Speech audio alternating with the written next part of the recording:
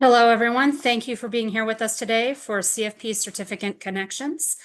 A few housekeeping notes before we get started. If you experience issues with your audio, please check your Zoom and computer audio settings. Exiting and entering the Zoom link can also resolve issues. We'll address as many questions as we can today at the end of the session.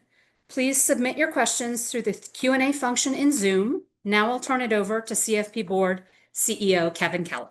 Hey, Lynn, thank you so much. And thank you all for joining us today. I'm here with Liz Miller and Terri Kallsen, just ahead of our July in-person board meeting. Liz is CFP Board's 2025 Chair of the Board of Directors. She is also president and founder of Summit Place Financial Advisors out of Summit, New Jersey. Liz earned her CFP certification in 2008, and she's been on our board of directors since 2020. Terri Kallsen is CFP Board's 2025 chair-elect. That means she'll be chair of the board in 2026. She's senior operating partner at Rise Growth, where she leads strategic plans for minority investments in RIAs. Terri earned her CFP certification in 2006, and she's been on our board of directors since 2022. Today, we're taking you inside the momentum shaping the future of our profession. We'll explore key trends that are driving the growth. We'll share the latest from CFP Board, including news, tools, and upcoming events.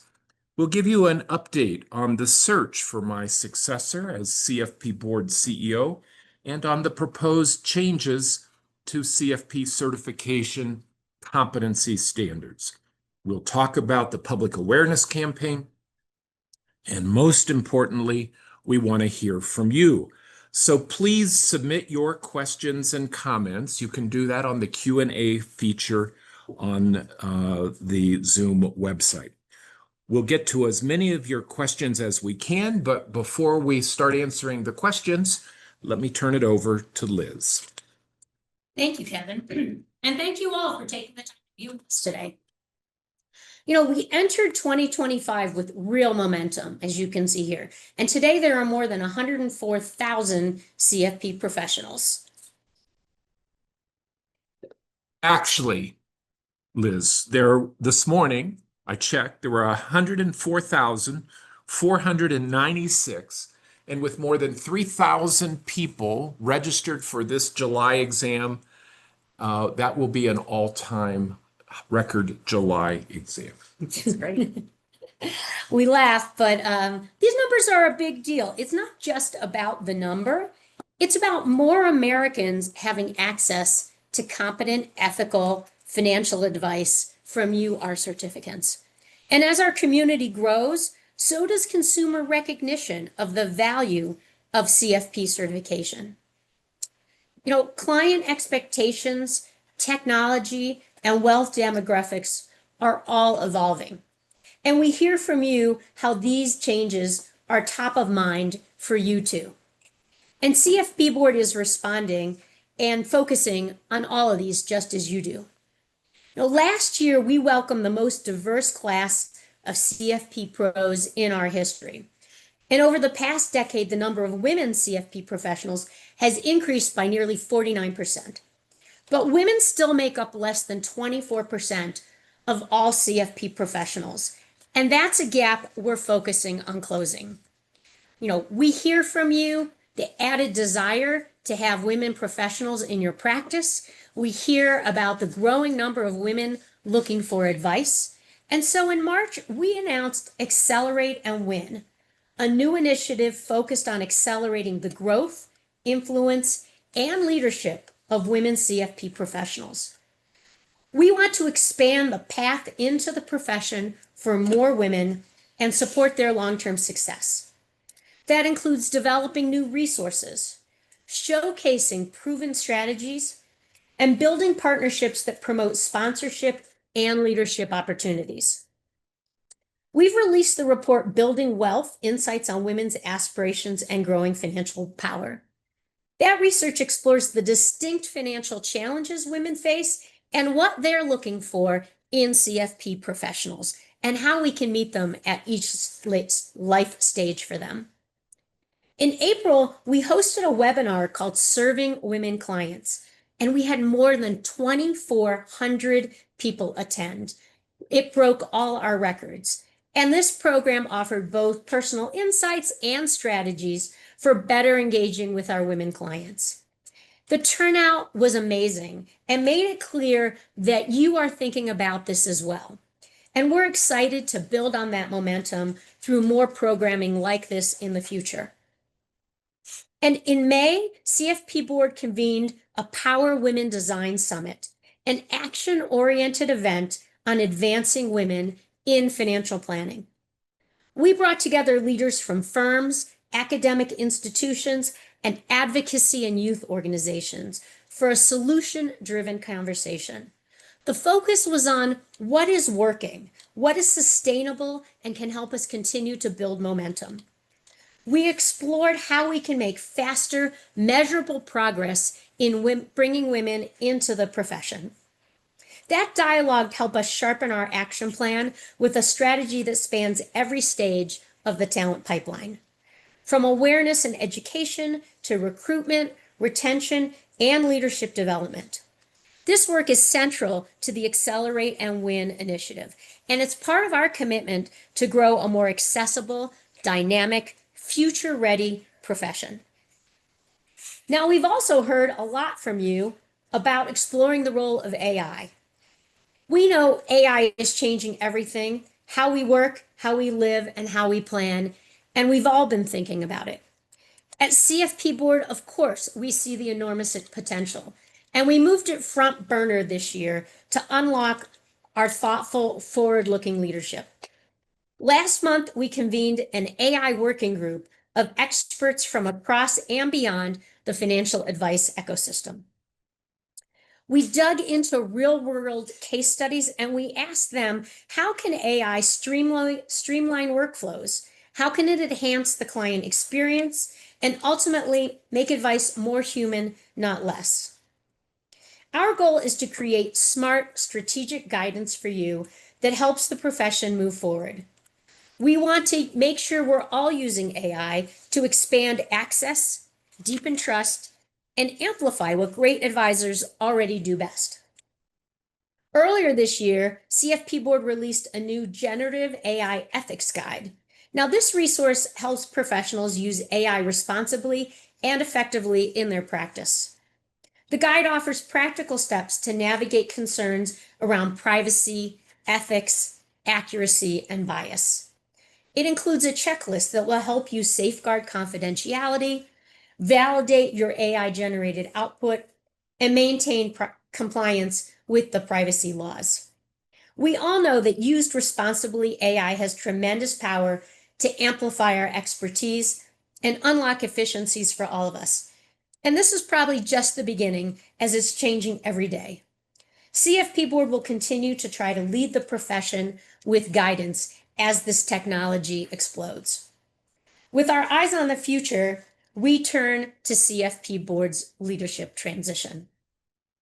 Back in February, we shared that Kevin Keller plans to retire next year after nearly 20 years of remarkable leadership. Of course, we're planners, so we had a succession plan ready to go. We formed a search committee early in the year, and I asked Terri to be the committee's chair. So now I'm going to turn it over to her to share an update with you. Thank you so much, Liz. And Kevin, thank you again. You know, after 20 years of being CEO, the advance notice that you gave us as a CFP board is truly a gift. It's really allowed us to approach this transition with care, clarity, but also confidence in our ability to execute. The search committee has been meeting every 2 weeks since the start of the new year in 2025. We've now brought on an executive search firm to help us evaluate internal candidates and lead a national search for the CFP Board's next CEO. And I would have to say, after 20 years, we're learning as we go here. It's a very important process since we haven't done it, but we've got an excellent committee that has experience in this. that will do very well. We'll be announcing that search firm by the end of July. Because of the strong foundation Kevin and the team have built, we're in a position of strength, ready to build on a legacy of transformation and growth. And Liz mentioned AI. We're also watching the surge in online financial advice very, very closely. And, I have 3 young adult children in my life, and they know their mom is a CFP, but that doesn't necessarily stop them from reading things on TikTok or Instagram. But at least they do check with me. But anyone with a phone can access financial advice with just a few taps. But not all of it is necessarily trustworthy. We call them finfluencers, and AI-generated content are flooding the internet with financial tips that sometimes can be misleading or flat out wrong. Our latest research at the CFP Board highlights just how much misinformation is impacting people's lives. And this is, again, young and old. 3 in 4 Americans seek out financial information online at least once a month. And 3 in 5 say they've made a financial decision they later regretted because of something they saw online. Only 39% believe that most online financial information serves their best interest. The upside is that when Americans are ready to take action, they are still seeking out trusted experts. Nearly 3/4 of Americans say they would act on the advice from a financial advisor without verifying it elsewhere. This is a very clear sign that people still value the important role a CFP professional plays in their lives. The CFP Board is also tackling online misinformation through new tools and guidance to support CFP professionals and educate the public. Just last week, we released the Guide to Combating Online Financial Misinformation, which includes the top 10 forms of financial misinformation, tips to identify and respond to misleading financial advice online, and a toolkit to help share accurate content and stay compliant with CFP Board standards. You can access this guide and other resources at cfp.net, Fight Misinformation, or the QR code on the screen will also take you there. And as the online environment keeps evolving, so does our profession. In 2023, the CFP Board launched a full-scale review of competency standards for CFP certification. This covers 3 of the 4 E's: education, experience, and exam, plus continuing ed. While we've made updates over the years, like adding a bachelor's degree requirement, the capstone course, apprenticeship experience, this is the very first time we've taken a holistic review of all the competency standards together. We brought together a dedicated competency standards commission that spent 18 months looking at what it takes to become and remain a CFP professional. Our goal is to ensure the competency standards remain modern, relevant, and practical for current and future CFP professionals. We recognize that changes to the competency standards can significantly shape the future of the profession. So last December, the Board of Directors released 9 proposals for public comment, and we had a lot of engagement. We heard you loud and clear. More than 2,000 comments came in from across the profession, so thank you so much for sharing your input. The board is reviewing that feedback carefully, and we anticipate the final decision by November of this year. And the profession evolves. We're also focused on expanding the talent pipeline. We've been focused on growing awareness of the financial planning as a rewarding, impactful career, and making sure those entering the field have support from the very start. Last year, we expanded our partnership with the externship, an 8-week training experience that helps students, career changers, and early career professionals build real-world financial planning skills. We've also expanded our student financial planning liaison program. We now have 42 student liaison at 21 baccalaureate programs. These students are helping spread the word about the CFP profession and their programs, both online and on their campuses. We've also expanded the CFP Pro Career Studios, which are live virtual sessions designed specifically for career changers. Attendees hear directly from CFP professionals who transitioned into the field from other industries, and they talk very candidly and openly about what drew them into financial planning, how they navigated the change, and what they've learned along the way. I suspect these are very valuable sessions. Our most recent session featured a former IT professional and engineer. For those of you today who may be thinking about making the leap into financial planning, we'd love to have you join us for one of these sessions. Our next career studio is coming up in September and November of 2025. We're also gearing up for our second annual CFP Board Connections Conference in October. It's the one place where the entire financial planning ecosystem comes together. This includes practitioners as well as firm leaders, to educators, researchers, students, innovators shaping the future of financial advice. We've packed the conference with more than 40 sessions covering what's now and what is coming next in financial planning. You're going to hear all about the latest in AI and fintech, new and emerging best practices, strategies to engage the next generation of clients, and much, much more. And we're excited to introduce something new this year called Brain Date. It's an easy way, very smart way to have meaningful conversations one-on-one or in small groups. Thinking about potentially practice management, tech innovation, or client engagement, you can schedule a brain date and connect with others who might share your interests. It's networking with purpose and a great way to make the most of your time at the conference. We've also got an incredible keynote lineup of leaders who are shaping conversations around technology, access, and impact.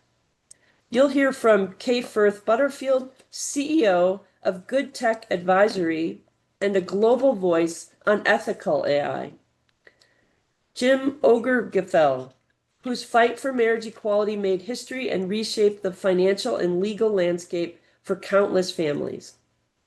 And Carrie Schwab-Pomerantz, who's a good friend of mine, a champion for financial literacy and a longtime leader at Charles Schwab. It's a group that will inspire, challenge, and energize us for what's ahead. You can certainly register at cfp.net conference. We'd love to see you there. Please check out the QR code on the screen as well. It's October 6th through the 8th at the Marriott Chicago Downtown Magnificent Mile for inspiring speakers, engaging sessions, and the connections that will move us all forward. Scan this code on your screen or visit the link to reserve your spot. Hey, Kevin, I'll turn it back to you now. Terri, thank you so much. You know, one of the most important questions we can ask is, does financial planning actually improve people's lives? And to answer that question, CFP Board is leading the first ever peer-reviewed academic study designed to track the long-term impact of holistic financial planning. Now, we all know there's Vanguard's Alpha study, there's the Morningstar Gamma study.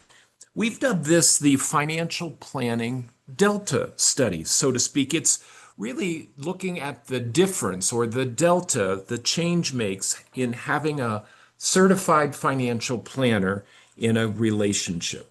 And this isn't just a one-time snapshot. It's a rigorous longitudinal study. That means it's year after year, we're going back to the same group of people and asking the same questions over at least a decade or more to capture real, lasting impacts. The team conducting this study includes some of the most respected researchers in the field of financial planning.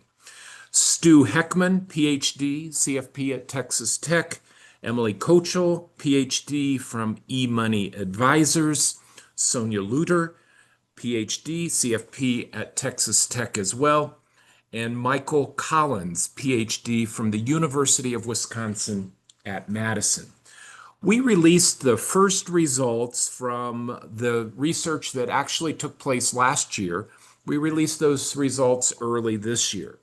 And the headline is that Americans who work with a CFP professional experience better outcomes and report better well-being. That's compared to both those who work with advisors who are not CFP certified and DIYers. Americans advised by CFP professionals are more likely than others to have, first of all, a detailed financial plan that's reviewed annually, have emergency funds, and a will. And perhaps most interesting, I think, to say that they have fewer conflicts in their family about money. It's early evidence, but it strongly reinforces what we've all long believed, and that is that working with a CFP professional makes a meaningful difference. The full results of year one are available now, and the survey period for year two, we just finished the survey period, so we'll have a second year of research coming out this fall. You can scan the QR code on your screen or visit cfp.net/client impact to dive into the study and hear directly from the researchers. It's powerful to see the measurable impact that CFP professionals have on people's lives. Last year, we launched our Future CFP Pro campaign as part of our workforce initiative. The digital campaign is designed to get high school and college-bound students thinking about financial planning as an attractive career choice and taking that first step toward entering the profession. Now, I'd like to clarify quite possibly the perfect job is not part of our consumer-facing public awareness campaign, and it's highly targeted to those college-bound high school students and college students who've not yet declared a major. You know, Kevin, like Terri, I have young adult children, and as a professional, it caught my attention when this came out. But my kids both noticed this, said, "Hey, Mom, they're talking about CFP professionals online." And to my mind, that was all I wanted. I just wanted them to be more aware and for it to catch their attention so that they might look for more. So I was excited at the impact, and we continue to see that impact. Like Kevin said, when we say this is not part of the public awareness campaign, let me put dollars on that. That means this is being funded internally at CFP Board. This is not what part of your dues is going for, but it certainly is key to helping us keep building that pipeline opportunity for future talent. Yeah, and one of the things we at CFP Board, certainly the board of directors, as you evaluate your CEO, you measure everything. And one of the measures that we're looking at for this workforce campaign is actual awareness of financial planning as a career among this very audience. Because if folks aren't aware of it, they can't enter it and one day buy your practice, right, Terri? That's right. So on to the public awareness campaign. The public awareness campaign is all about reaching consumers, or in other words, your prospective clients. In March, we hosted a webinar that took a deep dive into the 2025 campaign strategy. You can access the webinar through the QR code on our screen for full details, and I'll share some of those highlights with us today. Our public awareness campaign is a B2B or a business to consumer campaign designed to raise awareness and intent to use a CFP professional. Growing brand recognition has been a top priority for CFP certificants and for CFP Board for many years. And to this day, CFP certificants continuously rank growing brand awareness as a top priority.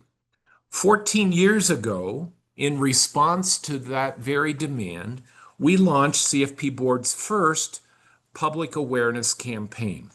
Before that campaign began, unaided awareness of CFP certification among the target audience, likely clients of yours, was 17%. That means that only 17% of your most relevant prospects could bring to mind the CFP certification without being prompted. So there was a clear need to generate awareness for the profession and for CFP certification among consumers. That's what drove the launch of the campaign, and it's been remarkably effective. The campaign's strategy is to increase consumer awareness of CFP certification and preference for working with a CFP professional. Now, if we fast forward to today, unaided awareness has nearly tripled. This is noteworthy, particularly considering the scale of the campaign's budget, which is really just a tiny fraction of the financial services spend on advertising of banks, brokerages, and insurance companies.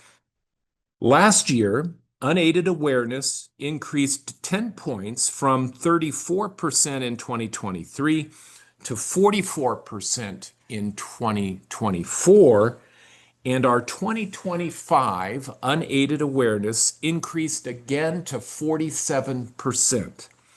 Which is just, again, I think the most important marker of the campaign's effectiveness. We've also seen record levels of consumer preference. 89% of the folks surveyed say they would prefer to work with a CFP professional, and that's more than 4 times what it was when we launched the campaign back in 2011. 90% say they intend to work with one, 3 times what it was when we started. So these results show just how far we've come to date. We launched the award-winning It's Gotta Be a CFP campaign in 2023 with a vignette that we call Bungee. It continued in 2024 with a vignette we call Surgery. Like Bungee, surgery featured breakthrough creative. While the TV ads anchor the campaign, we also have year-round digital preference, online search engine optimization as well, to keep CFP certification top of mind. In just a moment, we'll play the commercials, but first I want to talk about something that is probably on many of your minds. A few months ago, CFP Board announced that we will be adding a fall broadcast window to the campaign. Previously, we were only on the air in the spring around tax season. The fall campaign will run from mid-September through early November, and it will feature a new commercial. To fund the support of the campaign in the fall, the Board of Directors approved a $120 increase in the certification renewal fee. The new annual fee is $575, specifically allocates $280 of that for the direct expenses of the campaign. That is, the money, that $280 is used only to buy and place the media. There's no overhead charge to that. It's the direct expenses. Some people have asked me, and even some of you who were sent questions in ahead of time, why should we expand the campaign? And I would say, this is because the campaign is an effective tool to, one, maintain CFP certification's competitive edge in a competitive market of other designations, targeting your prospective clients. Another goal is to clearly differentiate CFP certification as the standard in financial planning. Another goal, to keep CFP professionals top of mind during key financial decision moments and establish a national mindset around holistic financial planning. So now let's take a look at how the campaign has evolved from our first campaign back in 2011 to bungee and surgery today.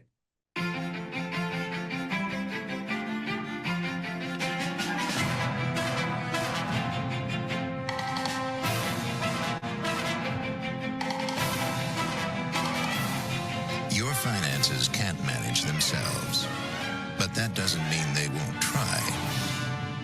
Bring all your finances together with the help of the one person who can, a certified financial planner professional, CFP. Let's make a plan. Let me talk to you about retirement.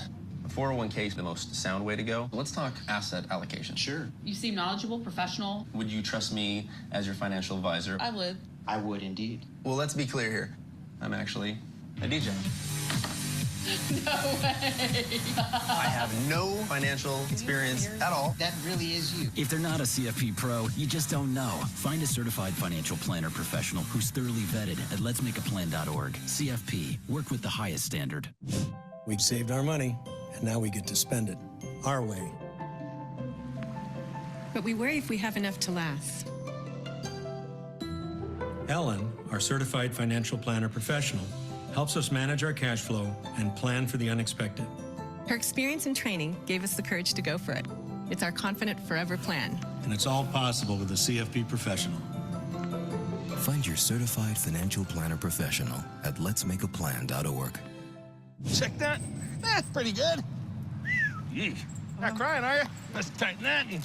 Ooh. Wait, what was that? What? No, don't worry about that. Here we go. Asking the right question can greatly impact your future, Are you qualified to do this? What? especially when it comes to your finances. Do you have a question? Are you a certified financial planner? Yes, I'm a CFP professional. CFP professionals are committed to acting in your best interest. That's why it's gotta be a CFP. Find your CFP professional at letsmakeaplan.org. Hey there, Brenda. It's Carol. Exactly. So which leg are we operating on? You mean arm? It's all connected. Asking the right question can greatly impact your future, Are you sure you're an orthopedist? Actually, I'm a Sagittarius. especially when it comes to your finances. Do you have a question? Are you a certified financial planner? Yes, I'm a CFP professional. CFP professionals are committed to acting in your best interest. That's why it's gotta be a CFP. Find your CFP professional at letsmakeaplan.org. So, Terri, Liz, which are your favorites? Oh, the bungee for sure. You don't want to stand on that bridge? It's changed for me over time. It used to be bungee, but I love surgery more and more. And I can laugh about it with my friends who are surgeons and medical professionals. And we kind of say it makes its point. So it's grown on me. Yeah, we shot a couple of months ago 3 more spots. They follow this same construct where somebody's in a tense situation and then, they're sitting in front of a certified financial planner. So I think you're going to like the next round, hopefully as well as the girls. Hey, we've covered a lot of ground, but we've got a lot of questions. Before we have a couple quick ones I want to get to before we get started. Somebody who says anonymous, so they didn't want to put their name on it. I hope it's okay. Do we receive CFP credit for this webinar? Unfortunately, I have to start off on a little down note. No, you do not get CFP credit for this, but we have over 1,000 CE providers. And so there are plenty of ways to get CFP credit, and but not for this session. We need to highlight that our Connections conference, while CFP Board itself doesn't provide CE that often, come to the Connections conference, and there's over 15 hours. Yeah, I think there will be, final program is coming together, but I think we're targeted that if somebody were to attend all the sessions, they could get up to 15 hours. Somebody says, Peter writes in, will a recording and slides be available? The answer is yes. Lynn McNutt, our executive producer, is sitting here. When will it be posted and how do people find it, Lynn? Next days we'll post it. All right. And is it available off the? Yeah. what- Yeah. Certifications webinars. Okay, so Richard and Alexander both asked several similar questions about CFP board resources for certificants to leverage the designation and promote it in their practice. Liz, why don't you take that one? Thanks, Kevin. And thanks to Richard and Alexander. That's a great question. And, I know we all work so hard to earn the certification, and you want to make sure that you are promoting it. CFP Board offers a range of resources to help you leverage and promote that designation. If you go to cfp.net/toolkit, you'll find some downloadable assets like email signatures and social media graphics that you can use. And just as a quick reminder, though, always check with your internal compliance team before using these. Also, you have a profile on letsmakeaplan.org. And if you haven't visited that in a while, it's good to go see that that reflects everything you want to tell people about the great services that you offer. Liz, we had another question, another anonymous attendee asking a similar question. So again, available on our website. Yeah, we also, have some great co-branded merchandise if you're interested. Our store includes options to feature both your CFP marks and your firm's logo if you're thinking about it that way. So look at our CFP Pro store and reach out to us if you want to be promoting it that way. A question, we have a lot of anonymous attendees today. The person writes, is it true over the next several years there'll be a shortage of financial advisors? The person says, I've heard as much as 100,000 in the shortage. Also that robo websites are not a substitute for the human touch. Can you comment? So whichever of you want to take this. I've been in this industry as an advisor for 30 years. And there are two big facts that we have to keep in mind. I always think about it, I'm from Minnesota. We need to know where the puck is going, not where we are today. And the puck is telling us two facts. One is we have an aging advisor force. They're getting older and they need to create their own succession.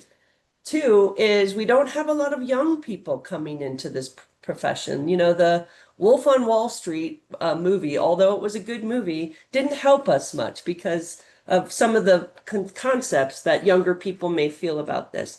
But there is light at the end of the tunnel. And what some of the things that we've talked to you about as the CFP board is doing is to attract more people into this wonderful profession. But yes, until we continue to create succession and retirement programs for our aging force, we are struggling with the shortage, and it's something we all need to pay attention to. Liz? Yeah, I think our latest year, the new CFP certificates coming in across the age demographics exactly how we want. I think the numbers are almost 40% were under 40. I think we've got almost a third coming in under age 30. So the numbers that are coming in are young, excited. They're going to be amazing future talent. We just need to keep filling that pipeline. And when we think about it, we've got over 200 registered programs at universities. That's probably a 7-year pipeline. When somebody new gets interested at the college level, they have to come through 4 years of college. They come through their program. They take the exam. They're amazing. They need to get a couple years experience. They're not going to refill our pipeline for about 7 years out. So we're aware of this. We're focusing on building that pipeline, as you heard, at all levels. One of as I look at the data on a pretty regular basis, one of the things that we see is that, as you said, Liz, the new initial certificates, as we refer to them, are trending much younger. And so while the number of retail advisors, at least according to Cerulli, over the last decade has remained virtually flat, the number of CFP professionals has gone up by 50%. So increasingly, we see a larger share of new certificates becoming certified. And I think that's a good thing for the public. It's a good thing for the advisors. It's a good thing for the firms with which they're affiliated or employed by.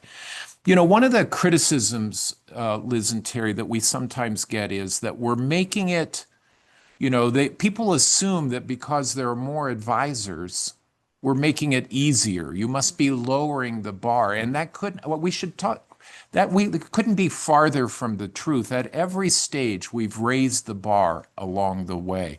And as we look at the competency standards, I don't see that happening, any changes lowering that bar. It's becoming more valuable. It is. And, I mentor a number of young people who are going through the program. It's a tough program. It's tough in different ways than when I got it. But that exam, I have people come up to me and say, hey, I had to sit down for 2 days, a 10-hour exam. Isn't it easier now that it's all online and they go take a 6-hour computerized exam? Well, the results speak for themselves because we have very similar pass rates. It's a difficult exam. We tell people you really need to study a long time to be prepared for it. And yes, as we lead this discussion of the Competency Commission, sitting in that boardroom, Terri and I have been part of those discussions, and very clearly the message is we're trying to stay relevant. We're trying to stay up to date. Nobody is talking about moving the bar on any standards. Yeah, I think this continues to be the gold standard in the industry. And so the more CFPs we can get who pass these exams and the experience requirement, the more clients we'll be able to serve. But I think a key fact that Liz shared is that the pass rate has not changed significantly. And so this is still a very challenging exam. Okay, Cindy asks, are CFP professionals the preferred choice to serve on the CFP Board of Directors? And can they be from North Carolina? Terri, you're chair of the nominating committee this year. I'll hand that one to you. Well, Kevin, when I saw this question, if this could be a point, because guess what? My sister's name is Cindy, and she lives in North Carolina. But I don't think she would do that, although she would want to send me, we call those stump the chumps, Kevin.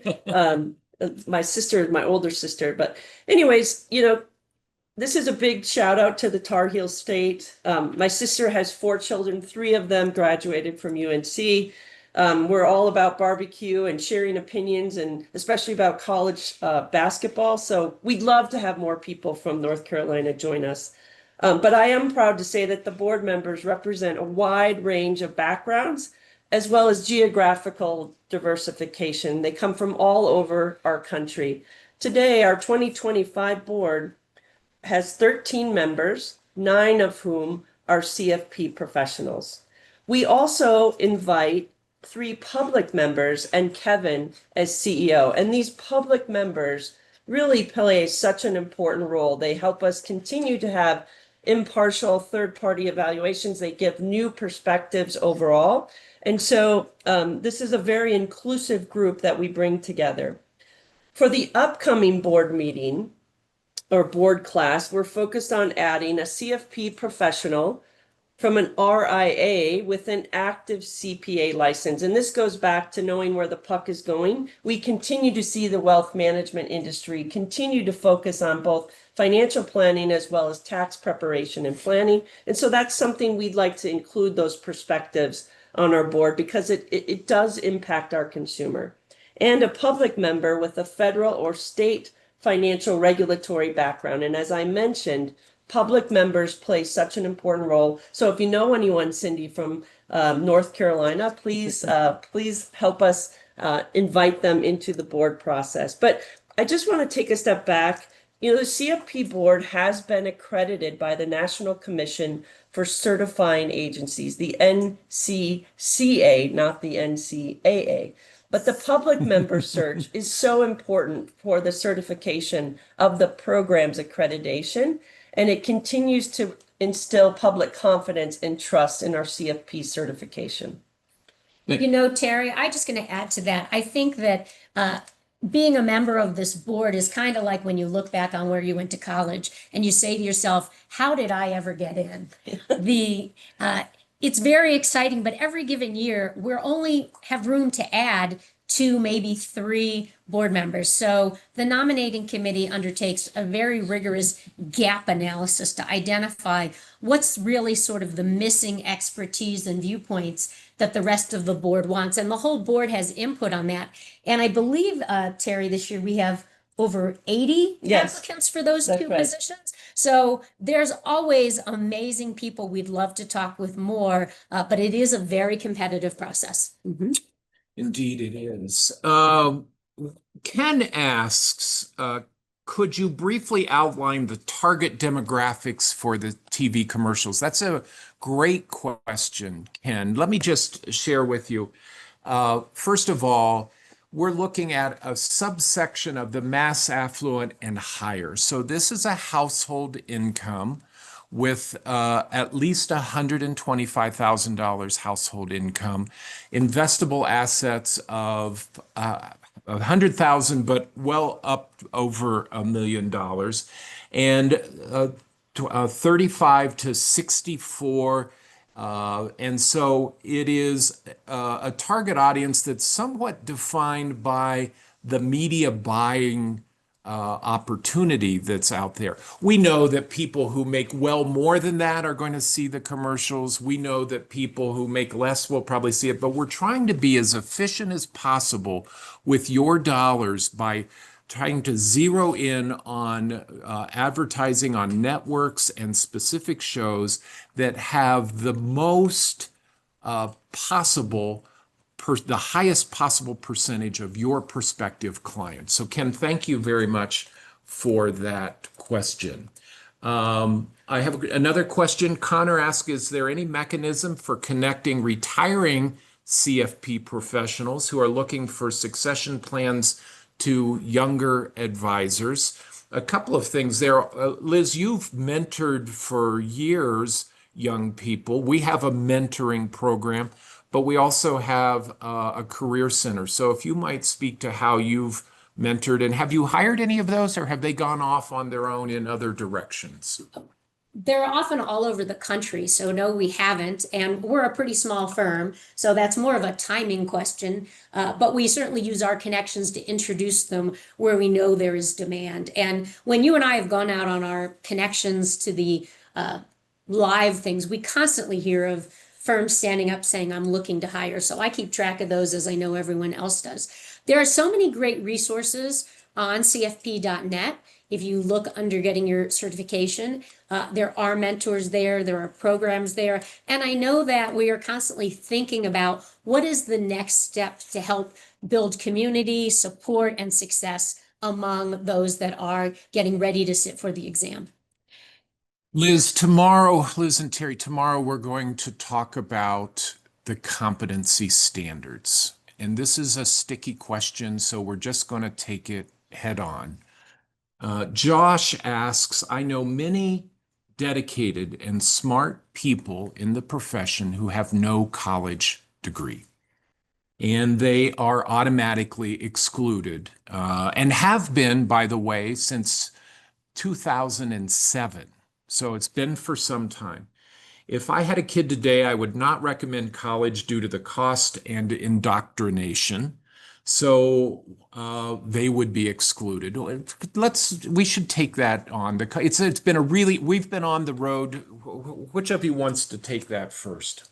I'm happy to start with that by way of a little background. It was put in place in 2007, and there was a lead-in time. 5 years. Right, which is partly why in 2006 we had the highest amount ever taking the exam ahead of that. And at the time, and for many years since, the idea was that as we continue to build the profession of financial planning, and that CFP certification is the standard of defining that profession, that like many other professions, the CPA, the Bar Association, an undergraduate degree is and was required. We're well aware that there are evolving views of that. In the current Competency Commission, this was reviewed extensively. The board is going to continue to discuss it, but we don't expect it to be on the table in this current review. It's going to be something that we clearly need to keep looking at across the industry and keep talking about. Is there an alternative path? Is there a different way for those who have made a huge commitment to the industry? And we enjoy having those discussions. Yeah, and I would just say, because we had such a diverse group of perspectives in the Competency Standards Commission, we shared all these views, Josh, like you did, about future people who don't have a college degree, who do have a college degree, what are the expectations? We put this out for commentary. And so I do think this is a heavily debated topic, but where I'd like you to feel confidence, Josh, is we're trying to get everyone's opinion in this discussion, because you can imagine there are people who may be against eliminating this college degree requirement, and we need to listen and hear all sides. So a question came in, again, anonymous. How can you help CFP certificants connect with disadvantaged communities? Are there resources online that an advisor can use to connect with these communities on a pro bono basis? So thank you for the question. CFP Board has a relationship with the Foundation for Financial Planning, whose mission it is to provide pro bono financial planning to people in need. And we work very closely with them to provide a source of planners who might volunteer on a pro bono basis. So two things. One, you can find more information on our website at cfp.net/pro bono. There's also a website maintained by the foundation, and it is pro bono match.com.org. Which one is it, Lynn? I'll get back to you on that. Pro bono match.com. I better stop on that one. Listen, you have that question, absolutely. All right. We've had several questions about AI. Dennis asked, is CFP Board rethinking content requirements for CFP certification given the increasing proliferation of AI tools? And Zach wants to know, what's CFP Board's view on how AI will interact with our profession? Alex asked, will there be guidance from CFP Board on the appropriate use of AI in practice? We touched on AI on the AI working group. Liz, you're a member of that group. Why don't you take that question?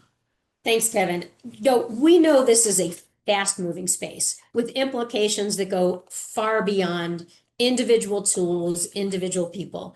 And that's why we formed this working group to explore how AI is going to intersect with current and future CFP professionals' work, the exam and certification requirements, our registered programs, and most importantly, the interests of the public.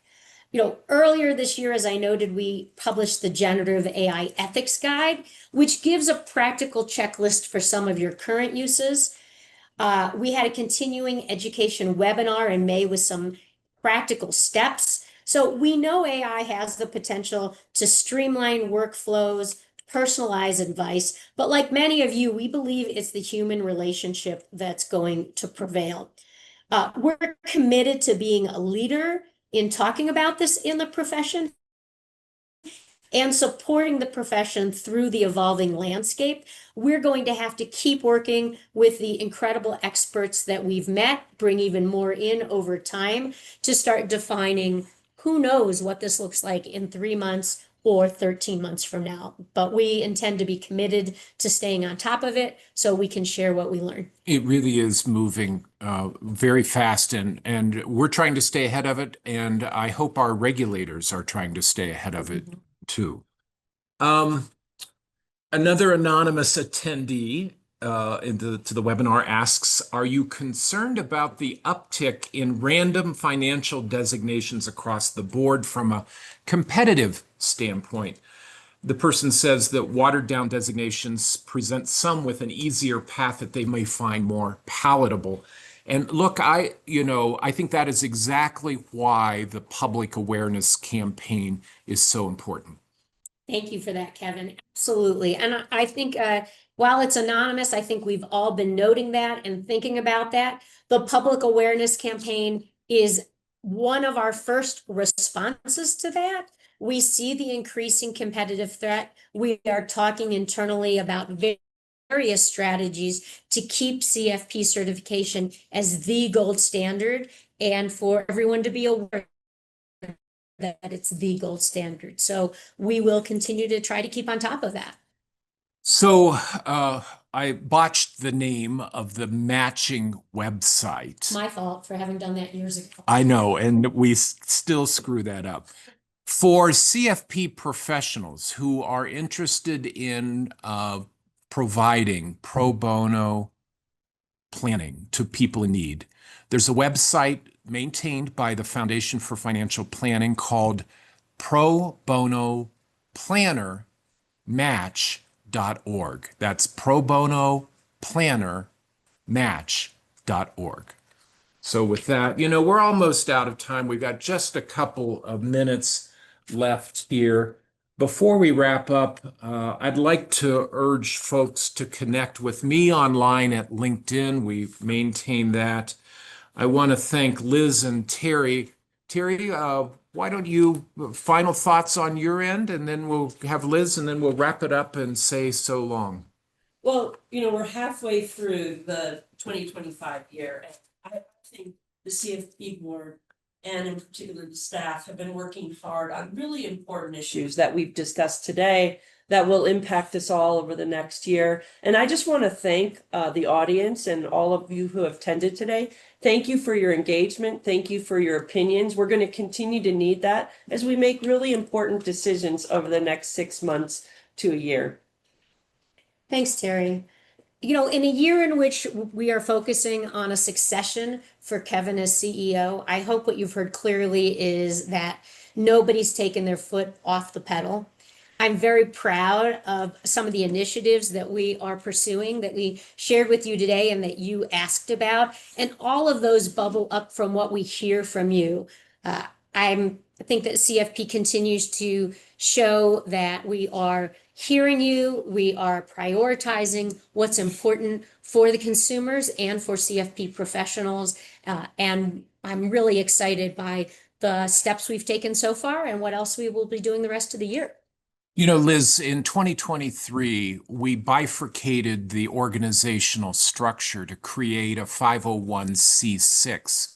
And we did that in part to advance the profession of financial planning, which we were limited from doing by our old C3 only designation. And part of what we've been focused on the last 2.5 years since that change took place is building increased value for the CFP certificate for maintaining that certification. Candidly, I think that's one of the great opportunities for the next CEO is to continue to advance the profession under the new corporate structure and create even more value for attaining and retaining CFP certification. I want to thank Liz and Terri for being with us here today, and thanks to our executive producer for today's webinar, our Director of Executive and Stakeholder Communications, that's Lynn McNutt. She helps us put all of this together. We'll post a recording of this presentation on CFP Board's website within the next few business days. And with that, we'll say goodbye for today and look forward to seeing you on the road or on the Zoom soon. So long.